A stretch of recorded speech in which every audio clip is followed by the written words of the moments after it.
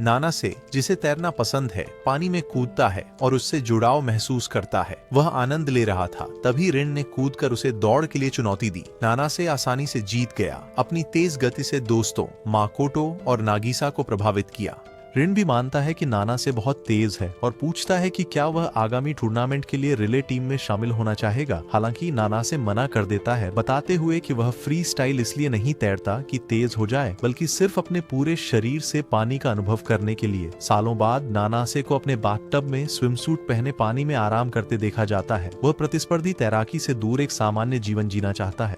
अचानक मकोटो बिना खटखटाए बाथरूम में घुसता है और नानासे को स्विमसूट में नहाते देख हैरान होता है। मकोटो का अचानक आना असामान्य है, पर नानासे का स्विमसूट में नहाना और भी अजीब है। नाश्ते के बाद लड़के अपने पहले दिन के लिए स्कूल जाते हैं। रास्ते में मकोटो बताता है कि उन्हें फिर से एक ही कक्षा में रखा गया है। स्कूल में नए शिक्षक ने नानासे को उसके स्त्री नाम के कारण लड़की समझा। बाद में लड़के छत की ओर बढ़ते हैं, तभी नागिसा अचानक उनके सामने आ जाता है। छत पर नाना से नागिसा से उसे हारू न कहने को कहता है, पर नागिसा मना कर देता है। फिर वह कुछ चौंकाने वाली खबर बताता है। उनका प्राथमिक विद्यालय जल्द ही बंद हो जाएगा। तीनों दोस्त अपने पुराने स्कूल जाने का फैसला करते हैं ताकि वे सालों पहले दफनाया गया टाइम कैप्सूल ढूंढ सके। कैप्सूल की तलाश में नागिसा उन्हें रात में स्कूल के भूतिया होने की कहानी सुनाकर डराने की कोशिश करता है। सुनते सुनते उन्हें अचानक एक रहस्यमयी आकृति उनका पीछा करते हुए दिखती है। सावधानी से वे स्विमिंग पूल की ओर बढ़ते हैं, जहां उन्हें पता चलता है कि वह आकृति उनका पुराना दोस्त ऋण मात्सुओका है। मकोतो और नागिसा उसे फिर से देखकर उत्साहित महसूस करते हैं, लेकिन ऋण और नानासे के बीच का पल गंभीर और प्रतिस्पर्धी हो जाता है। बिना हिचकिचाहट दोनों बताते हैं कि कपड़ों के नीचे स्विमसूट पहने हैं, जिससे कोई हैरान नहीं होता। वे दौड़ने की तैयारी करते हैं, पर जैसे ही पूल में कूदते हैं, पाते हैं कि वह खाली है। हताश ऋण खाली पूल में ट्रॉफी फेंक कर चला गया। अगली सुबह नानासे को लगा कि यह सपना था, पर मकोटो ने बताया कि यह सच था। बाद में मकोटो और नागिसा को परित्यक्त स्कूल में घुसने के लिए शिक्षकों से डांट पड़ी। इसके बावजूद वे ऋण को लेकर उत्सुक रहते हैं और यह जानने की कोशिश करते हैं कि क्या वह सच में लौट आया है। वे उसका लॉकर ढूंढते हैं, लेकिन गलती से उसकी छोटी बहन मात्सुओका गू का लॉकर खोल देते हैं। बाद में वे नानासे के घर के बाहर गू से मिलते हैं। वह उनसे गू की जगह को बुलाने को कहती है। मकोटो उसे वहां देखकर हैरान पूछता है कि वह नानासे के घर क्यों आई। वह बताती है कि वह भाई के बारे में पूछने आई थी, जिससे उनका शक पुख्ता हो जाता है। ऋण ऑस्ट्रेलिया से लौट आया है। वह यह भी बताती है कि ऋण अब समेजुका अकादमी में है, जो प्रतिस्पर्धी तैराकी का एक मशहूर स्कूल है। यह सुनकर लड़के नानासे को समेजुका ले जाने की योजना बनाते हैं ताकि वह एक बड़े पूल में तैर सके।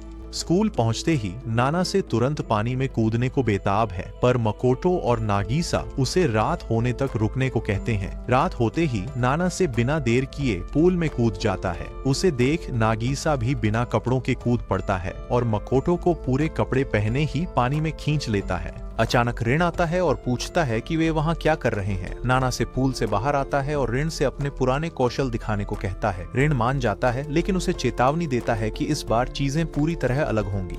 एक रात ऋण अपनी निराशा व्यक्त करता है कि वह नानासे को कभी नहीं समझेगा। जब वह मकोटो से दौड़ शुरू करने को कहता है, मुकाबला शुरू हो जाता है।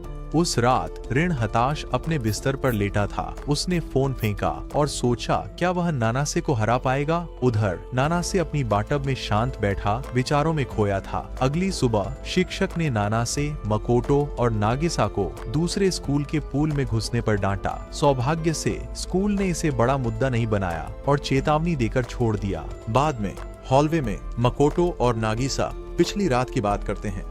चलते हुए वे गू से मिलते हैं, जो उसे कू बुलाने पर जोर देती है, लेकिन वे उसकी बात नहीं मानते। बात ऋण की ओर मुड़ जाती है। मकोटो और नागिसा बताते हैं कि उसने उनसे कितनी बेरुखी से बात की। उनकी मौजूदगी को नजरअंदाज कर सीधे पूल में कूद गया ताकि नानासे से मुकाबला कर सके। फिर गू बताती है कि उसने ही ऋण को मैसेज किया था, इसलिए वह उस रात पूल पर आया था। नागिसा को अचानक एक विचार आया, अगर वे स्कूल का पूल फिर से खोलें तो शायद ऋण को टूर्नामेंट में खेलते देख पाएंगे। इस विचार से उत्साहित होकर वे नानासे से उसकी राय पूछते हैं। बाद में नहाने के बाद नानासे खुद को सुखाता है, पर बाहें फैलाते हुए गलती से गू के कपड़े गीले कर देता है। फिर नागिसा गू का नानासे से परिचय कराता है। नानासे उसे उसके पूरे नाम मात्सुओका कू से बुलाता है, जिससे वह शर्मा जाती है। जब नानासे अपना रात का खाना बना रहा होता है, गू को एक पुरानी ट्रॉफी मिलती है जिसे ऋण ने फेंक दिया था। मकोतो बताता है, ये एक ऐसा इनाम था जो उन्होंने कम उम्र में जीता था, लेकिन ऋण अब इसकी कद्र नहीं करता। गू फिर कुछ चौंकाने वाली बात बताता है। ऑस्ट्रेलिया में रहते हुए ऋण हर नए साल घर आता था, जिससे मकोटो और नागिसा हैरान रह जाते हैं, क्योंकि ऋण ने उन्हें कभी यह नहीं बताया था। अगले दिन स्कूल की छत पर दोपहर का खाना खाते हुए नागिसा उत्साह से पूल को फिर से खोलने का आवेदन पत्र दिखाता है। वह एक तैराकी क्लब बनाने का सुझाव देता है। तीनों अपनी शिक्षिका मिस अमाकावा को सलाहकार बनने को कहते हैं। शुरुआत में वह हिचकिचाती है, लेकिन अंततः मान जाती है। हालांकि एक शर्त है, उन्हें पूल का उपयोग करने से पहले उसे खुद ठीक करना होगा। इस बीच गू अपने भाई से मिलने समय झुका जाती है और पानी से बाहर निकलते हुए ऐसे हॉट लड़कों को देखकर हैरान रह जाती है। अचानक एक लाल बालों वाला लड़का आता है और पूछता है, क्या तुम अपने भाई को ढूंढ रही हो? लड़का यह भी महसूस करता है कि वह काफी प्यारी है। फिर वो पूछता है कि क्या वे मात्सुका ऋण को जानते हैं, लेकिन लड़के बताते हैं कि उनके क्लब में मात्सुका ऋण नाम का कोई नहीं है। अगली सुबह लड़के तुरंत पूल की सफाई में जुट जाते हैं। वे खरपतवार हटाते हैं, पूल को ठीक करते हैं और बाढ़ की मरम्मत करते हैं। इसी दौरान नाना से अपनी छिपी प्रतिभा से सबको हैरान कर देता है। वह क्लब के लिए एक शानदार भर्ती पोस्टर बनाता है, जिसे दोस्त मजेदार पाते हैं। इस बीच नागिसा नए सदस्यों को भर्ती करने की कोशिश करता है, लेकिन उसे कोई इच्छुक नहीं मिलता। फिर वह मिस अमाकावा से पूछता है कि क्या वह स्विमसूट पहनकर ध्यान खींचने में मदद कर सकती है, पर वह तुरंत मना कर देती है। पूल की मरम्मत करते हुए गू मकोटो से पूछता है कि नाना से हाल ही में तैराकी से क्यों बच रहा है। उसे पता चलता है कि नानासे और ऋण की दौड़ में ऋण जीता था, लेकिन ऋण ने उस मैच को अलग तरह से देखा, मानो नतीजा उसके पक्ष में न रहा हो। बाद में एक पुराने स्विमिंग क्लब की इमारत के पास, जिसे गिराया जाना है, मकोटो अपने पूर्व कोच सासाबे से बात करता है। मकोतो को उससे पता चलता है कि एक दिन सासाबे पूल बंद कर रहा था जब नानासे और ऋण दौड़ के लिए आए। नानासे दौड़ जीत गया, जिससे ऋण बहुत निराश हुआ। यह सुनकर मकोटो ने ऋण को एक वॉइसमेल भेजा, जिसमें उनसे अपने स्विमिंग क्लब में शामिल होने और साथ में टूर्नामेंट खेलने के लिए कहा, लेकिन ऋण की कुछ और योजनाएं थीं। उसने दूसरी टीम में शामिल होने का फैसला किया। अगले दिन पूल आखिरकार साफ हो गया और यह देखकर नानासे बस उसमें कूद गया। एक दिन नानासे को छींक आई। नागिसा बोली, ऋण उसे याद कर रहा होगा, पर मकोटो ने बताया असली वजह थी कि नानासे नए आउटडोर पूल में तैरा था। दूसरी ओर नानासे को लगता है कि उसे सर्दी हो गई है, पर फिर वह सोचता है कि कोई उसके बारे में बात कर रहा है। बाकी टीम को एहसास होता है कि इस मौसम में बाहर तैरना ठीक नहीं है, इसीलिए वे कुछ समय के लिए अपनी पानी की ट्रेनिंग रोककर जमीन पर अभ्यास करने का फैसला करते हैं। इसी बीच कुछ और रोमांचक हो रहा है। ऋण अपनी स्कूल की तैराकी टीम में शामिल हो गया है, जिसका मतलब है कि अब वे उसे प्रतियोगिताओं में देख पाएंगे, जैसा उन्होंने उम्मीद की थी। हालांकि एक समस्या है, उनकी टीम अभी भी अधूरी है। प्रतियोगिता के लिए 4 तैराकों की जरूरत है, पर एक कम है। हाल ही में जुड़ा गू केवल मैनेजर है, तैराक नहीं। 4 सदस्यों के बिना वे किसी प्रतियोगिता में भाग नहीं ले सकते। सौभाग्य से उन्होंने कैंपस में एक चश्मे वाले लड़के को देखा है, जो तैराकी में कोई दिलचस्पी न होने की बात पर अड़ा रहता है। नागिसा को यह एक मजेदार चुनौती लगती है। वह उसकी मजबूत बाहों की तारीफ करती है, क्योंकि वह एक और पूल बनाने को तैयार है। उसकी फुर्ती देखकर वे दोनों आश्वस्त हैं कि रेई उनकी टीम के लिए एकदम सही है। वे उसे जल्द भर्ती करना चाहते हैं, क्योंकि उन्हें सही ट्रेनिंग के लिए इंडोर पूल चाहिए। हालांकि इंडोर पूल के लिए जिम सदस्यता के पैसे चाहिए और उनके पास पर्याप्त धन नहीं है। शिक्षक उन्हें बताते हैं कि वे एक नया क्लब हैं जिसकी कोई उपलब्धि नहीं है, इसलिए स्कूल से वित्तीय सहायता मिलना लगभग असंभव है। चौथे तैराक के बिना वे प्रतिस्पर्धा नहीं कर सकते और प्रतियोगिताओं के बिना वे फंडिंग पाने के लिए खुद को साबित नहीं कर सकते। सौभाग्य से गुरेन के स्कूल के स्विम कोच से एक समझौता कर लेता है। कोच उन्हें अपने पूल में अभ्यास करने देते हैं, पर एक शर्त है, उन्हें अभी भी पूरी टीम चाहिए। इसका मतलब है कि रेई का जुड़ना जरूरी है। अफसोस, रेई को तैराकी में कोई दिलचस्पी नहीं है। नागिसा कितनी भी बार पूछे, वह मना कर देता है। रेई ऐसे खेल पसंद करता है जिनमें योजना, रणनीति और विश्लेषण की आवश्यकता हो। उसे तैराकी अव्यवस्थित और बेतरतीब लगती है, जिससे वह दूर रहना चाहता है। हालांकि जब रेई एक ट्रैक क्लब की बैठक में भाग लेता है, तो चीजें अप्रत्याशित मोड़ लेती हैं। उसे एहसास होता है कि उसकी सभी गणनाओं के बावजूद उसकी एथलेटिक क्षमताएं उतनी अच्छी नहीं है जितनी उसने सोची थी। इस अनुभव से वह खेल के प्रति अपने नजरिए पर फिर से सोचता है। वह आखिरकार ऋण के स्कूल में तैराकी अभ्यास में जाने को तैयार हो जाता है, पर एक शर्त पर, उसे तैरना नहीं पड़ेगा। जब वे अभ्यास पर पहुंचते हैं तो ऋण के स्कूल का तैराकी कोच रेई को बस खड़े होकर देखने नहीं देता। उसका कहना है कि हर तैराक पानी में उतरे, इसलिए रेई को कपड़े पहनकर भाग लेना ही होगा। सब चाहते हैं कि वह कम से कम तैरने की कोशिश करे। जैसे ही रे पूल के पास आता है, वह खुद को साबित करने के लिए गोता लगाने की तैयारी करता है।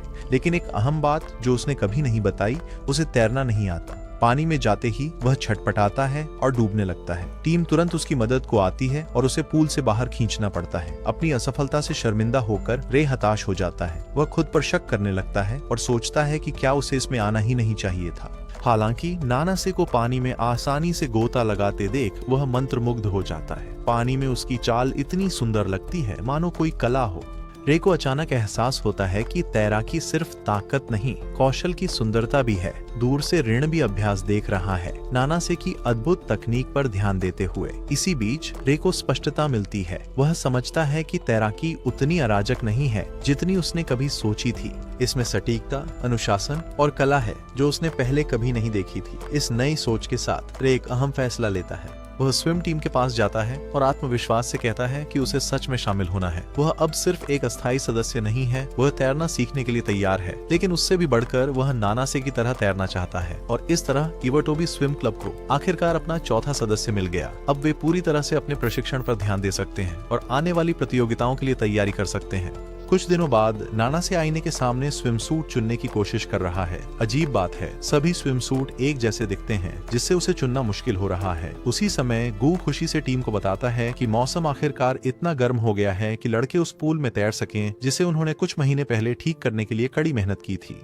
लेकिन एक बड़ी समस्या है, रे को अभी भी तैरना नहीं आता। रे ने सीखने की बहुत कोशिश की है। उसने तकनीकें पढ़ी, स्ट्रोक याद किए और सूखी जमीन पर अभ्यास भी किया, पर पानी में जाते ही वह डूब जाता है। टीम को अपनी प्रशिक्षण योजनाएं बदलनी होंगी और रे को एक हफ्ते में तैरना सिखाने पर ध्यान देना होगा। इवाटोबी टीम अपनी चुनौती में व्यस्त है। वहीं ऋण पहले से ज्यादा मेहनत कर रहा है। उसे पुराने क्लब में नानासे से रेस याद आती है, जब नानासे अपनी सर्वश्रेष्ठ फॉर्म में नहीं था, और यह बात उसे बहुत परेशान करती है।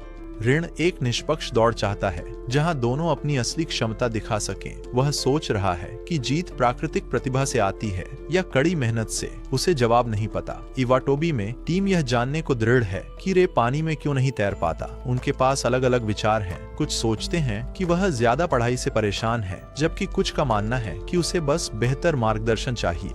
उन्होंने अपने पुराने कोच और नानासे से भी उसे प्रशिक्षित करने में मदद मांगी, लेकिन दोनों ने मना कर दिया। अंत में रे तय करता है कि समस्या उसके स्विमसूट में है। वह खुद से कहता है कि सही स्विमसूट मिलने से सब ठीक हो जाएगा, इसलिए वह एक नया खरीदने का फैसला करता है। पूरी टीम रे के साथ खरीदारी करने जाती है। पहले तो गू इतने सारे मजबूत एथलीटों के आसपास होने से उत्साहित होती है, लेकिन जब रे को फैसला लेने में बहुत समय लगता है तो उसका उत्साह फीका पड़ जाता है। बोर होकर वह ताजसी हवा लेने बाहर निकली और ऋण की स्विम टीम के कप्तान से अचानक मिल गई।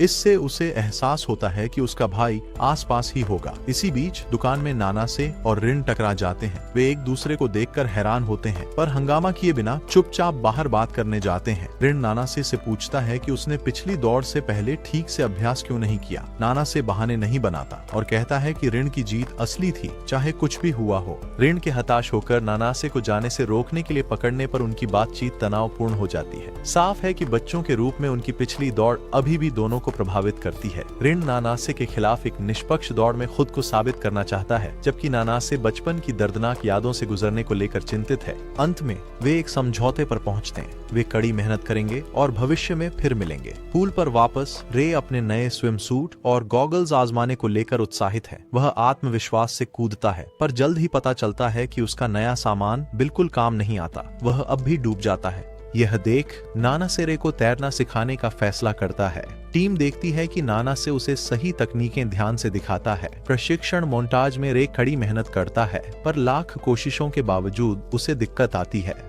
हताश और उदास होकर वह समूह से दूर चला जाता है। उसे हैरानी होती है कि नानासे उसके पीछे आता है। भले ही नानासे अच्छी सलाह नहीं दे पाता, वह रे का हौसला बढ़ाने की कोशिश करता है। उनकी बातचीत से सब ठीक नहीं होता, पर दोनों को तैराकी में अपनी चुनौतियां समझ आती हैं। ये साझा समझ रे को दृढ़ संकल्प की नई ऊर्जा देती है।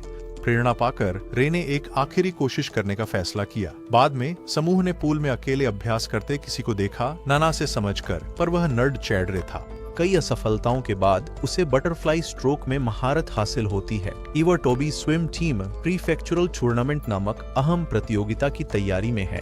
अच्छा प्रदर्शन टीम के लिए अधिक धन लाएगा। नानास और ऋण टीम के 2 सदस्य इस प्रतियोगिता में उन्हें अपनी निजी प्रतिद्वंद्विता भी निभानी है। टीम जानती है कि तैयार होने के लिए उन्हें पहले से ज्यादा मेहनत करनी होगी। टीम को संभालने वाली गू सबको फिट रखने के लिए एक शानदार तरकीब सोचती है। उसे इवाटोबी हाई स्कूल के पिछले स्विम क्लब की एक पुरानी ट्रेनिंग योजना मिलती है। यह योजना समुद्र में 4 छोटे खाली द्वीपों के बीच तैरने की है। पिछले स्विम क्लब के खराब प्रदर्शन के बावजूद टीम इसे आजमाने का फैसला करती है। हर सदस्य की अलग प्रतिक्रिया है। नागिसा बहुत उत्साहित है, रे थोड़ा चिंतित है और नानासे हमेशा की तरह उदासीन है। हालांकि माकोटो की प्रतिक्रिया सबसे चौंकाने वाली है। वह मुस्कुराता है और योजना मान लेता है, पर साफ है कि समुद्र उसे बेचैन करता है। नानासे यह गौर करता है और लगता है कि उसे माकोटो के अतीत के बारे में कुछ पता है जो दूसरों को नहीं। टीम को पैसों की दिक्कत है। पहले की तरह उनका बजट कम है। टीम लीडर मसोटो ने होटल की बजाय कैंपिंग कर पैसे बचाने का सुझाव दिया। इस तरह वे कमरों और खाने का खर्च बचा लेते हैं। द्वीपों तक जाने के लिए उन्हें एक तरकीब सूझती है। वे अपने पूर्व तैराकी कोच सासाबे से संपर्क करते हैं, जिसके पास अब स्क्विड मछली पकड़ने वाली नाव और उसे चलाने का लाइसेंस है। वह उन्हें द्वीपों तक पहुंचाने को तैयार हो जाता है। पहले द्वीप पर पहुंचने पर टीम देखती है कि ऋण की तैराकी टीम पहले से ही वहां है। ऋण की टीम एक अच्छे इंडोर स्विमिंग पूल में अभ्यास कर रही है। नाना से ऋण से शांति चाहता है, इसीलिए उनसे दूर रहने को कहता है। लेकिन गू बाद में गलती से अपने भाई ऋण से टकरा जाती है और वे एक छोटा दोस्ताना पल साझा करते हैं। लगता है ऋण इवाटोबी टीम को बिना दखल के समुद्री प्रशिक्षण पर ध्यान देने देगा। जाने से पहले ऋण गू से पूछता है कि मकोटो को समुद्र में तैरना कैसा लगता है। गू सवाल से उलझन में है, पर मकोटो के अतीत में और भी बहुत कुछ है। इवाटोबी टीम नई ट्रेनिंग शुरू करती है, पर यह उनकी उम्मीद से कठिन निकली। पहले दिन वे अपने वर्कआउट का आधा ही कर पाते हैं। हालांकि कोई भी अच्छी हालत में नहीं है। रे को सबसे ज्यादा परेशानी होती है, चूँकि वह अभी ठीक से तैरना सीख रहा है। वह तैरने के लिए किकबोर्ड का सहारा लेता है।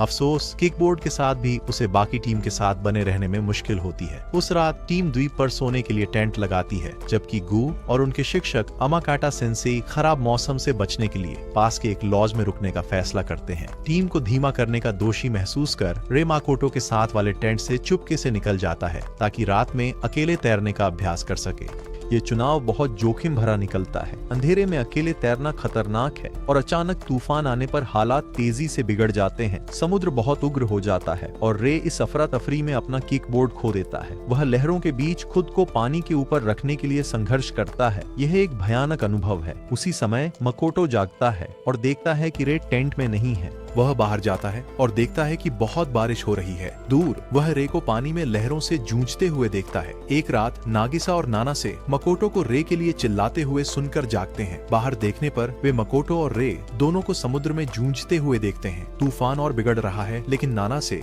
एक पल भी नहीं सोचता।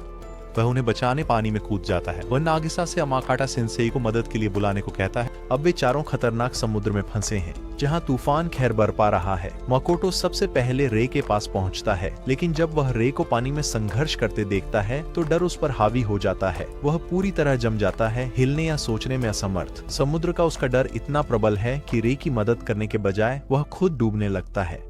नानासे ने तुरंत मकोटो को पकड़ा और उसे डूबने से बचाने के लिए पास के एक छोटे सुनसान द्वीप की ओर तैरकर ले गया। इस बीच नागिसा रे की मदद पर ध्यान देता है। द्वीप पर नानासे मकोटो को रेत पर लिटा देता है, लेकिन मकोटो मुश्किल से सांस ले रहा है। नानासे उसके पास घुटने टेकते ही घबरा जाता है। सीपीआर की तैयारी में उसके हाथ कांपते हैं। उनके होंठ मिलने से ठीक पहले मकोटो अचानक पानी खांसता है और सांस लेने के लिए हांफता है। वह जिंदा है, पर शर्मिंदा दिखता है। उसे शर्म आती है कि उसके डर ने लगभग उसकी जान ले ली थी। इस बीच रे द्वीप के दूसरे हिस्से में ऐसी ही भावनाएं महसूस कर रहा है। वह नागिसा से माफी मांगता है, सबको खतरे में डालने के लिए दोषी महसूस करते हुए। कुछ देर बाद वे चारों फिर मिले। उन्होंने माफी मांगी और तय किया कि उन्हें कहीं छिपना होगा, क्योंकि बारिश जारी थी और वे खुले में नहीं रह सकते थे। सौभाग्य से उन्हें पास में एक पुरानी सुनसान इमारत दिखी, लेकिन इमारत बहुत डरावनी लग रही थी, उस सुनसान स्विम क्लब से भी ज्यादा जिसने माकोटो को पहले डराया था। उनके पास कोई और चारा नहीं था, इसलिए उन्होंने अंदर जाने का फैसला किया। उन्हें ये जानकर राहत मिली कि वह इमारत बाहर से जितनी डरावनी दिख रही थी उतनी नहीं थी।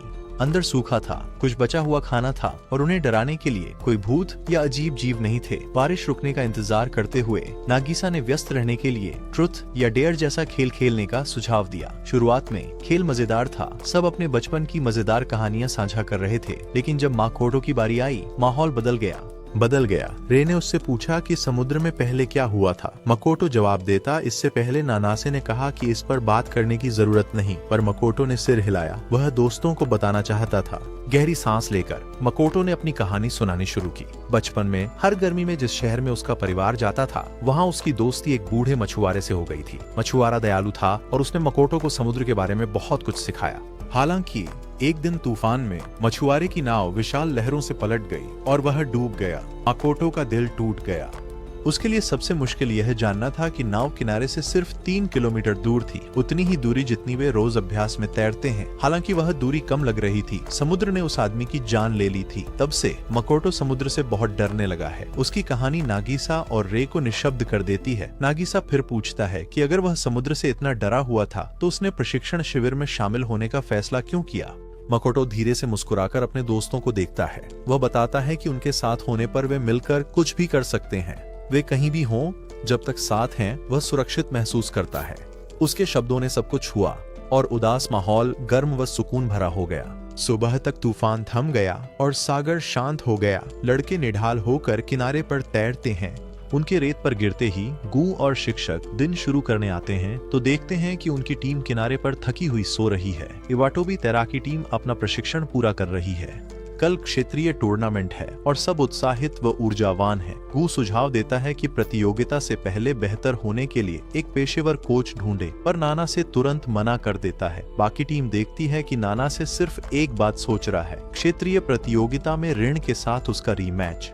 वहीं ऋण भी अपने तरीके से बड़ी दौड़ की तैयारी कर रहा है। नानास का फिर से सामना करने का विचार उसे बेचैन कर रहा है। उसे नानास के अजीब और परेशान करने वाले सपने भी आते हैं। लेकिन ऋण के सपनों में सिर्फ नाना से ही नहीं आता है, वह अपने पिता के बचपन के भी सपने देखता है। दर्शकों को याद होगा, ऋण के पिता को इवाटोबी स्विम क्लब की पुरानी तस्वीर में पहले देखा था। ऋण का रूममेट और टीममेट नटोरी देखता है कि ऋण अजीब व्यवहार कर रहा है। अभ्यास में नटोरी ऋण से पूछता है कि उसने 100 मीटर फ्री स्टाइल के लिए क्यों साइन अप किया, जबकि यह उसकी सबसे अच्छी स्पर्धा नहीं है। ऋण सवाल टालता है, पर नटोरी जवाब जानता है। उसे पता है कि ऋण ने यह इवेंट सिर्फ नानासे के लिए चुना। बाद में अभ्यास के बाद नटोरी फिर क्षेत्रीय प्रतियोगिता की बात छेड़ता है।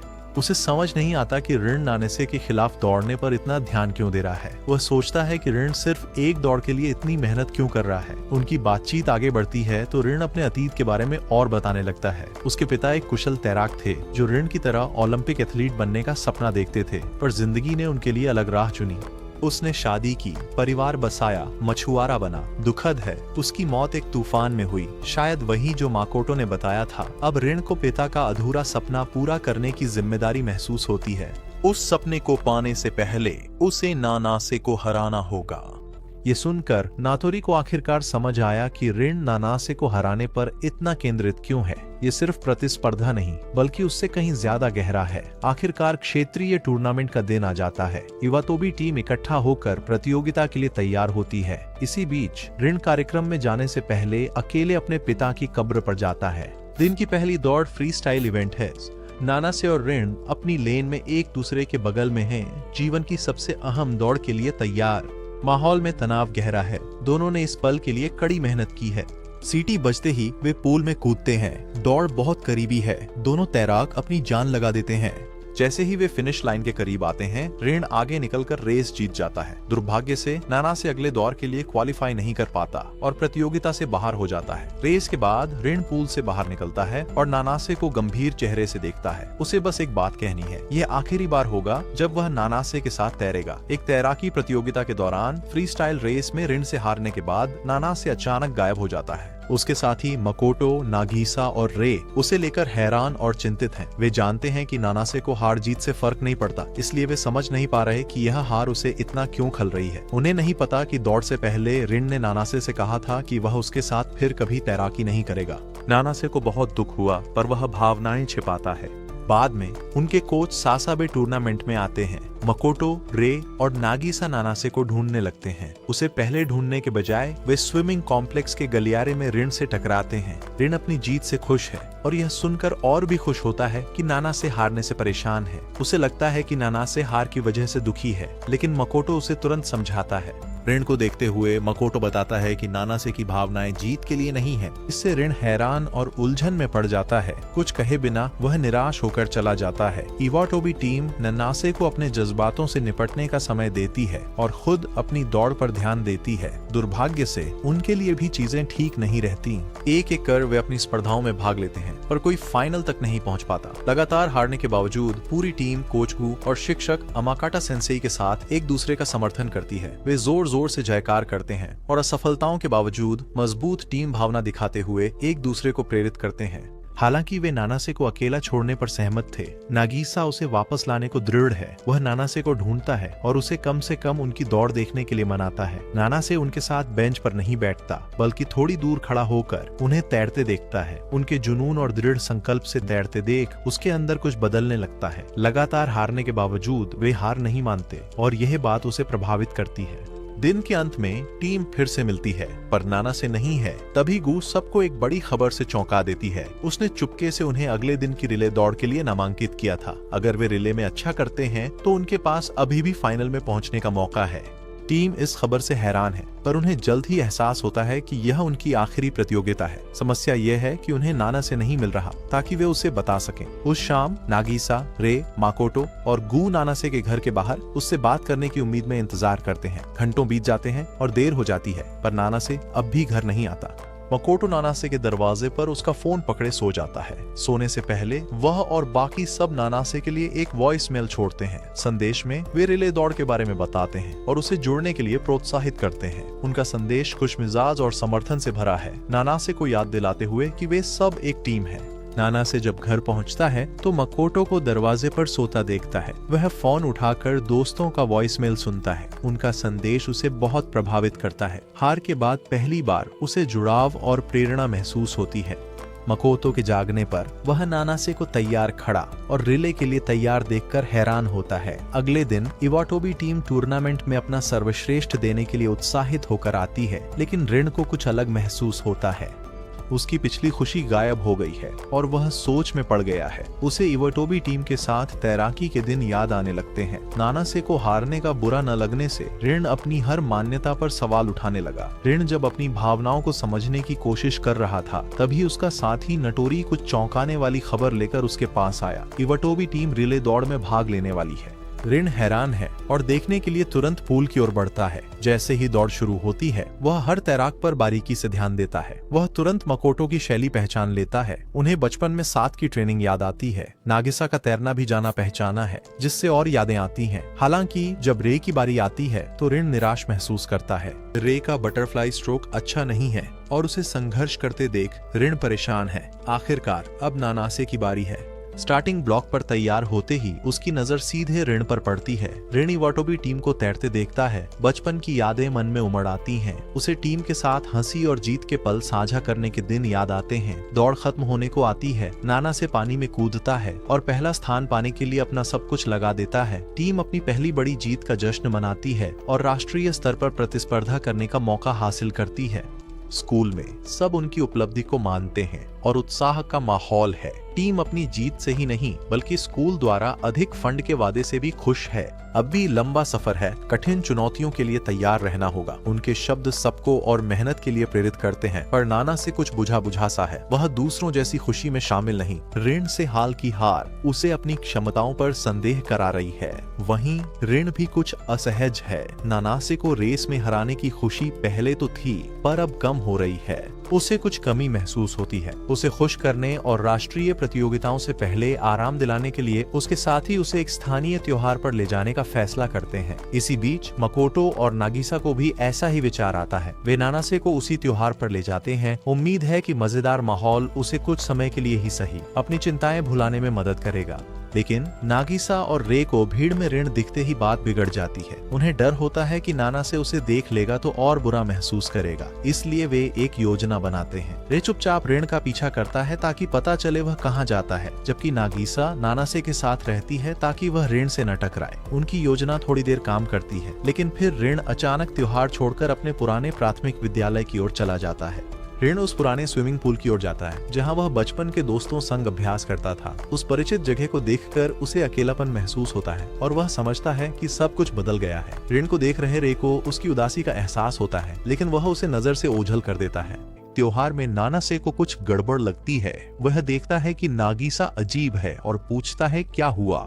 नागिसा उसे बताता है कि ऋण पास में ही है। गुस्सा होने की बजाय नानासे ने अप्रत्याशित प्रतिक्रिया दी। वह शांत रहता है और इस बारे में सोचता है। फिर नानासे नागिसा के साथ अपनी भावनाएं साझा करता है। वह बताता है कि जब उसे पहली बार लगा कि वह ऋण के साथ फिर कभी नहीं तैरेगा, तो उसने खुद से पूछा कि वह तैरता ही क्यों है। उसने पहले कभी सोचा नहीं था, पर टीम को प्रतियोगिता में इतनी मेहनत करते देख उसे एक अहम बात समझ आई। वह सिर्फ मजे के लिए या ऋण की वजह से नहीं तैरता, बल्कि टीम का हिस्सा बनकर अनुभव साझा करना उसे सच्ची खुशी देता है।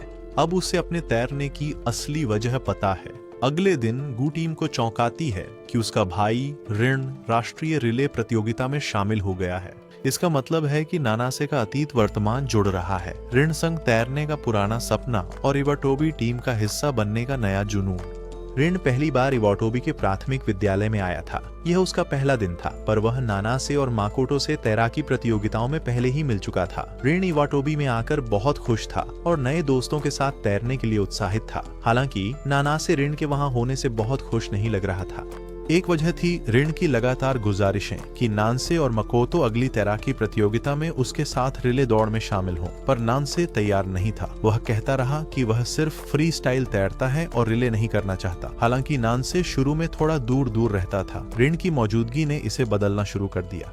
ऋण को तैरते देख नानासे को और कड़ी मेहनत करने की प्रेरणा मिली। उसी समय ऋण नानासे की अनोखी तैराकी शैली के बारे में और उत्सुक हो गया। वह अक्सर मकोटो से पूछता था कि नानासे सिर्फ फ्री स्टाइल क्यों तैरता है, पर उसे नहीं लगता था कि यह सिर्फ नानासे के सहज होने की वजह से था। समय के साथ तीनों लड़कों के बीच गहरी दोस्ती हो गई। फिर ऋण ने अचानक घोषणा की कि वह स्कूल वर्ष के अंत में ऑस्ट्रेलिया चला जाएगा।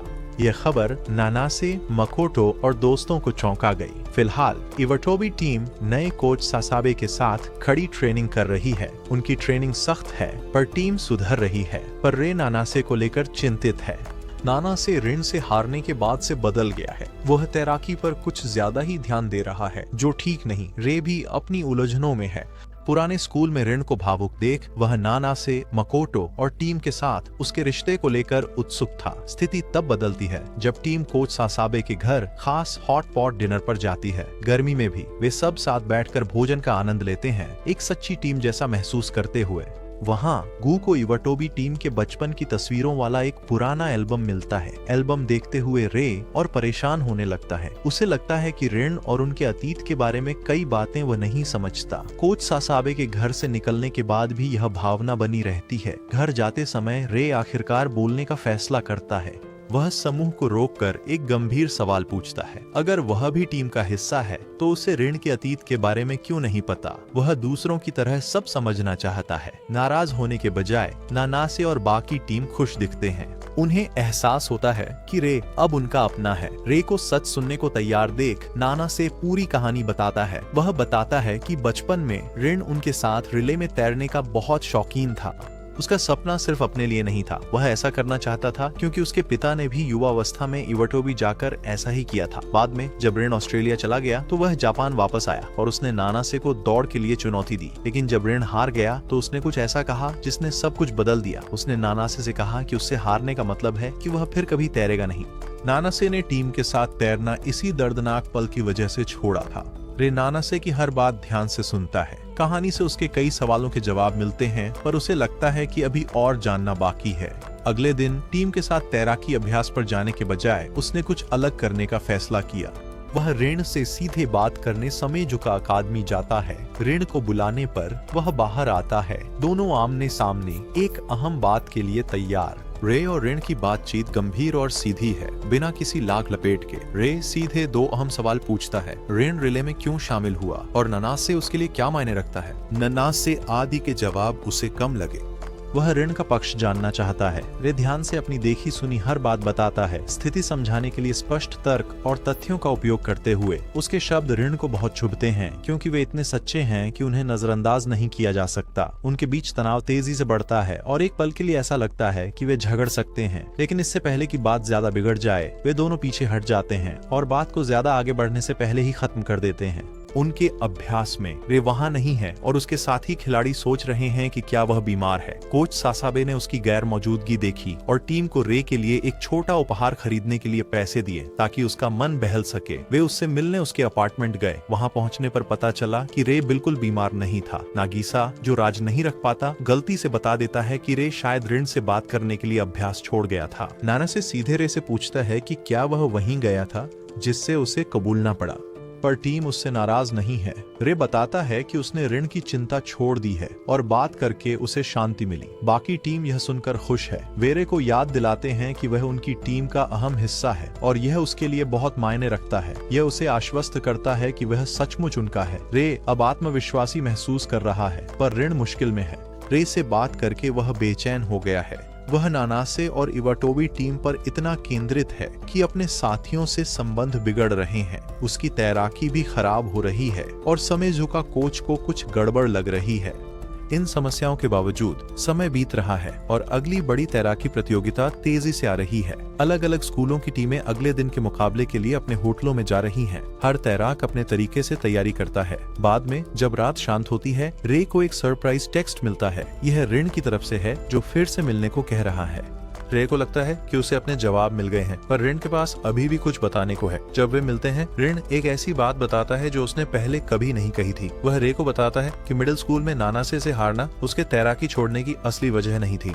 ऑस्ट्रेलिया जाने के बाद उसने प्रतिस्पर्धा करने की कोशिश की, पर इवाटोबी टीम के साथियों के बिना कुछ अधूरा सा लगा। कड़ी मेहनत के बावजूद वह पहले जैसा तैर नहीं पा रहा था। उसे एहसास हुआ कि नानासे, मकोटो और नागिसा के साथ की रिले रेस ने उसके लिए सब कुछ बदल दिया था। उस अनुभव के कारण उसे किसी और टीम के साथ या अकेले तैरने में मजा नहीं आता था।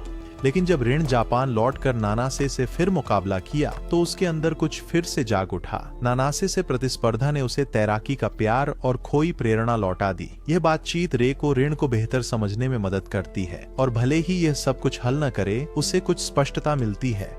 रे से बात कर ऋण टीम के होटल लौटता है, जहां उसे चौंकाने वाली खबर मिलती है। समेजुका कोच उसे बुलाकर बताता है कि उसे रिले टीम से हटा दिया गया है। उसके खराब प्रदर्शन और फोकस की कमी ने उसे कमजोर कड़ी बना दिया है और टीम यह जोखिम नहीं उठा सकती। ऋण वहीं जम जाता है। उसे विश्वास नहीं होता कि उसने अभी क्या सुना।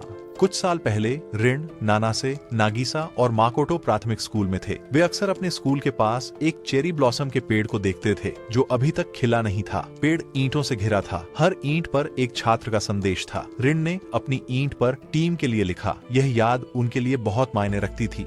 अब समेजुका और इवाटोबी की तैराकी टीमें अपनी बड़ी प्रतियोगिता स्थल पर आ गई हैं। इवाटोबी टीम बड़े आयोजन स्थल को देखकर उत्साहित और चकित है। वे आशान्वित और आत्मविश्वासी महसूस कर रहे हैं, लेकिन ऋण बिल्कुल अलग महसूस करता है। रिले टीम से हटाए जाने पर वह अभी भी सदमे में है। नटोरी के लाख कोशिश करने पर भी ऋण उदास और अलग थलग रहता है। फ्री स्टाइल रेस में मुकाबला करने के समय उसके जज्बात उसके तैरने पर बहुत असर डालते हैं। वह खराब प्रदर्शन करता है, जिससे सभी हैरान रह जाते हैं। बाद में उसे पूल से निकलने में भी मुश्किल होती है। इवाटोबी टीम तुरंत उसे ढूंढने के लिए उठती है, क्योंकि वे उसकी परेशानी को लेकर चिंतित हैं। जब उन्हें ऋण मिलता है, वह नटोरी से बहस कर रहा होता है। ऋण बहुत गुस्से में है। नटोरी उसे शांत करने की कोशिश कर रहा है। अचानक ऋण चिल्लाता है कि वह तैराकी छोड़ रहा है और चला जाता है। सब हैरान हैं। उन्हें पता चलता है कि ऋण रिले टीम में नहीं है और वे उसे वही मिडिल स्कूल के शब्द कहते सुनते हैं जिन्होंने नानासे को तैराकी छुड़वा दी थी। नानासे घबराया हुआ दिख रहा है, जैसे पिछली दौड़ में ऋण से हारने के बाद दिखा था। यह साफ है कि वह मुकाबला करने की सही मानसिक स्थिति में भी नहीं है। नागिसा और माकोतो को समझ नहीं आ रहा कि क्या हो रहा है। नानासे भी भ्रमित दिख रहा है। उनकी प्रतिक्रियाएं देख रे बोलता है। उसने समूह को ऋण की पिछली रात की बातें बताई। उसने समझाया ऋण ने तैराकी क्यों छोड़ी। रे बताता है कि रिन अंदर से इवाटोबी टीम के साथ फिर से तैरना चाहता है। रे भी ऐसा ही महसूस करता है। फिर वह सुझाव देता है कि रिले शुरू होने से पहले उन्हें रिन को ढूंढना होगा। टीम उसे ढूंढने के लिए तुरंत बंट जाती है। नानासे को रिन सबसे पहले मिलता है। वह रिन को एक पेड़ के पास खड़ा देखता है जो उनके बचपन के पेड़ जैसा है। नानासे ने इसे सुबह ही देखा था। नानासे जब रिन से बात करने की कोशिश करता है तो रिन गुस्सा होकर उसे लगभग मार ही देता है, जिससे उनके बीच थोड़ी हाथापाई होती है। तभी रिन पेड़ के सामने मिट्टी में कुछ लिखा हुआ देखता है। शब्द कहते हैं टीम के लिए। नानासे ने दिन में पहले यह उनके बचपन को याद करते हुए लिखा था। उन शब्दों को देखकर रिन के भाव पूरी तरह बदल जाते हैं। उसका गुस्सा गायब हो जाता है और वह भावुक होने लगता है। उसे एहसास होता है कि वह फिर से टीम में शामिल होना चाहता है, पर सिर्फ उन्हीं दोस्तों के साथ जिनसे उसका गहरा जुड़ाव था। उसी पल नानासे रिन को बताता है कि इवाटोबी टीम उसे इसी कारण ढूंढ रही थी। वे चाहते हैं कि वह फिर से टीम में शामिल हो। इवाटोबी टीम रिले के लिए ठीक समय पर अखाड़े में लौटती है। उनके कोच गो और माकोटा सेंसेई स्टैंड से घबराहट में देखते हैं। माकोटो पहले तैरता है, फिर नागीसा। जब रेई की बारी आती है, कुछ चौंकाने वाला होता है। रेई की जगह रिन रिले में उतरता है। रेई स्टैंड से देखता है। नानासे आखिर में तैरता है। टीम अपना सब कुछ लगा देती है और पहला स्थान जीतती है। बाद में उन्हें अयोग्य घोषित कर दिया जाता है, क्योंकि पेशेवर तैराकी में ऐसे टीम बदलावों की अनुमति नहीं है। लेकिन इवाटोबी के लड़कों को अयोग्यता से कोई फर्क नहीं पड़ता। उनके लिए मायने यह रखता है कि रिन फिर से उनके साथ तैर सका।